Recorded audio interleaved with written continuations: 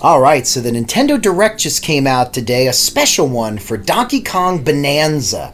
Now up to this point, we knew that Donkey Kong's design had changed a little bit, and we saw that he was doing a lot of brawling against Rock. Rock in a hard place, but today a whole bunch of stuff was revealed. So, Zach, what did you think? Thank you, John Paul. Actually, I thought the trailer was actually very good. I enjoyed it. It was very colorful. It had some good music, had great music, great characters, great designs. One thing I did see, there's a lot to do, and there's a lot to explore. This is the first time I've seen a Donkey Kong game that has that type of atmosphere. A little bit different than the Donkey Kong Country games that we've all been used to. And of course, it's different than the original Donkey Kong platform game that came out originally in the arcades. I'm going to get your thoughts in just a moment, but yes, I thought the movie game was done very well, and actually also surprised a little bit too about how we have Pauline coming into the game when originally we see it's just a Rock character, which I thought, oh, that's pretty cool as a side character, but now we see that character's become Pauline and brings a whole new twist into the story. Absolutely. I mean, you have Pauline, it's 13-year-old Pauline, which people know Pauline, of course. That was the original lady that was kidnapped by Donkey Kong, originally called Lady in the very first Donkey Kong, and then they renamed her to Pauline. And we also recognize Pauline, if this is the same one, which I think it is, from Super Mario Odyssey, as the mayor of New Donk City, which kind of interesting that name was that. So Nintendo definitely did something a little different here, where they started off very emotional. I mean, you hear this very touching song, and it's like, the tone is just not Donkey Kong. It's like not Donkey Kong at all. But then it turns into him destroying entire landscapes and digging underground. And really, Zach said something here. There's a lot going on, because you have the elders. You have Pauline, who has this powerful singing voice that not only does it help you on your quest, but it even strengthens Donkey Kong and transforms him into different creatures.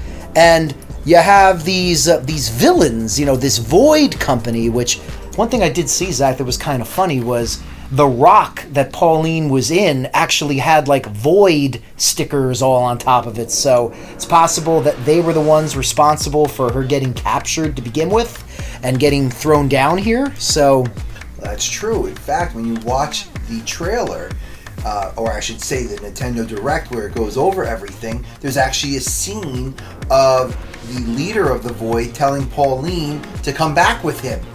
So it was somebody that was with him originally, and he's now telling her, come back with me. The whole thing with Pauline is very interesting, like you said, because is this a prequel? Because as you had mentioned, John, in your research, you said Cranky Kong, based in the DK universe, is supposed to be the original Donkey Kong from the original arcade game. But now we see that Pauline is 13. Is she the Pauline we all know? Is she a child or grandchild of the original Pauline? We don't know. We just know it's a Pauline, but we don't know when this Pauline has come into this universe. And another funny thing about that too was, if you remember, Pauline was in the original Donkey Kong. And Cranky Kong, who's also in this game, and I'm happy he's here, and he did seem like he was kind of mouthing off a little bit to Donkey Kong, which is great.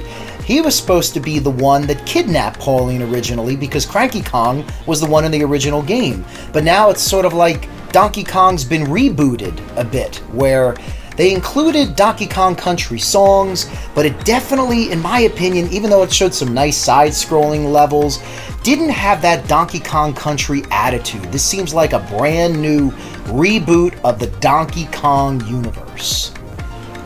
That is true. I mean, one thing that I'm seeing is there's a lot to do. It even looks like it could be very overwhelming when you're seeing all the things that you were supposed to do.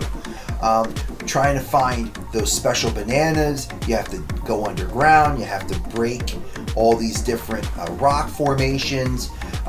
There is the ability to use a sonar. That's one of the tools. So you can see how you can find gold and all these other things. But there's a lot to do.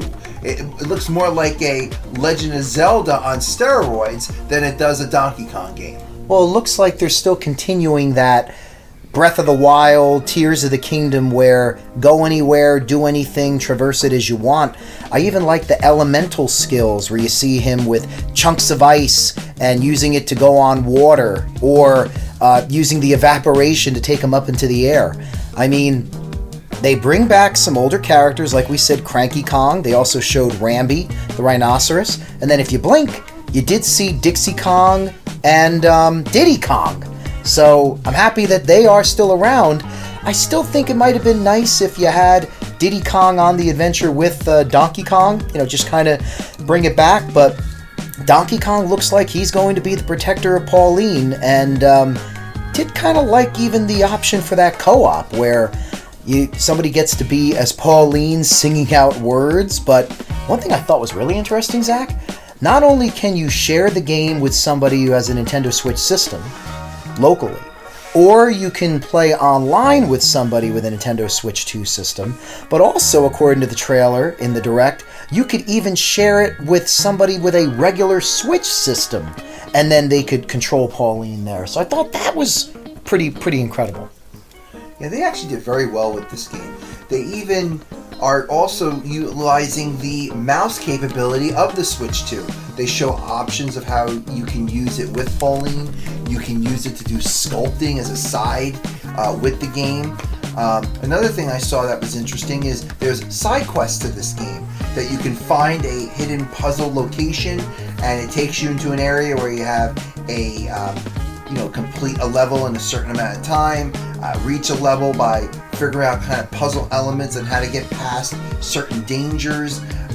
So yeah, they really do have a lot of good things to do in this game. Yes, there are some things that were like, maybe it's a little too colorful, like, Donkey Kong's design is a little too bright. Maybe I'd like to see him more authentic, looking like a Donkey Kong creature.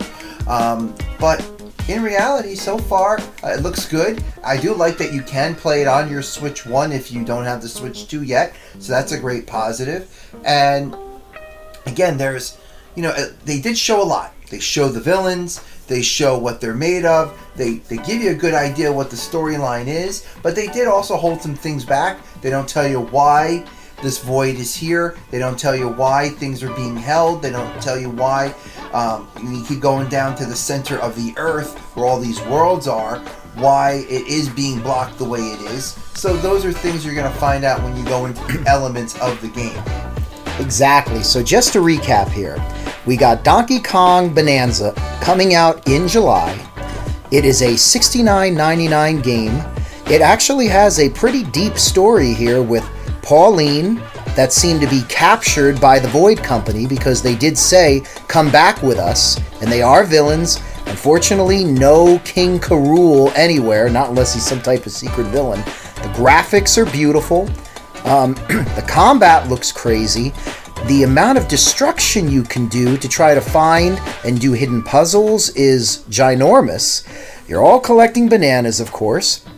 And there's Hollow Earth. You're going down into the earth where there's different segments of different worlds that you find. It is a little overwhelming. I would say that almost a little too much. Like, it doesn't seem like Donkey Kong. I would say like one of the biggest comparisons I can say is when Super Mario Galaxy took Mario out of the Mushroom Kingdom and put him into space. They put a very somber story with Rosalina, but they also added the gravity controls and some superior music. And I think that's what they did here with Donkey Kong. They added a touching story. They gave him not mainly a sidekick, but somebody to protect, changing what the original Donkey Kong was, capturing a female, and this time going on an adventure with a female who's helping him, and really they're both helping each other. And, it's huge. Is it going to be worth $69.99? I'm going to tell you, Nintendo is certainly making a case for it. So, any last thoughts there, Zach? Yeah, thank you, John Paul. One thing I'll definitely say about the game, I do agree with you. With all that you have to do with this game seems to have the price range just right because of what it could do. One thing I do like here, they do show you a lot of clips of the original stages of the Donkey Kong game. In fact, if you watch the Direct, you hear the little clip of music from the original Donkey Kong before you actually start a level. So I did like that little retrospector about it. So I give it 2 thumbs up right now with my brother. And you know what? Hey, it's not perfect. It's not great beyond of, you know, what we'd say, oh, this is the perfect game. But you know something? I would play it. I think it's a fun game, and there's a lot to do. They even have a completion list to look at. So it is something I'm looking forward to, and I hope it does well. I do as well. I mean, we already know Nintendo Switch had record-breaking numbers for the console launch. And now I hope when this game comes out, $69.99 as a Nintendo Switch 2 exclusive, I hope it does well too. So I think that's it. I say, hey, if you got a Switch 2, this looks like a no-brainer. Go and get it. Will it make you want to get a Switch 2? Well, that depends. But I will tell you, definitely looks like it'll definitely scratch that itch for the single-player person versus, say, what Mario Kart would have done. So, hey. Well, let me just tell you this. Thank you so much for listening to us. Tell us your thoughts. Yeah. Do you like the game? What do you think of it? Do you have a Switch 2 and are going to buy it? Do you want to buy a Switch 2 after listening to this Nintendo Direct? And what are your thoughts? Share it with us. We'd love to hear from you. Absolutely. And do you think that, as great as this is, do you think it's a little overkill? I mean, all the costumes, all the stages, the dramatic story, and even that little sculpting game where you're kind of modeling out of rock or clay or something like that. I mean, something that looks like it's a combination of Mario Paint meets the introduction to Mario 64, where you could play around with Mario Space. So tell us, what do you think? Are you psyched? Are you ready? Do you want to Switch 2 now, even though you couldn't get it at launch? So, this is John Paul. And this is Zach. Sunshine Gamers, God bless and have a great day. Yeah, we're signing off. DK! Donkey Kong!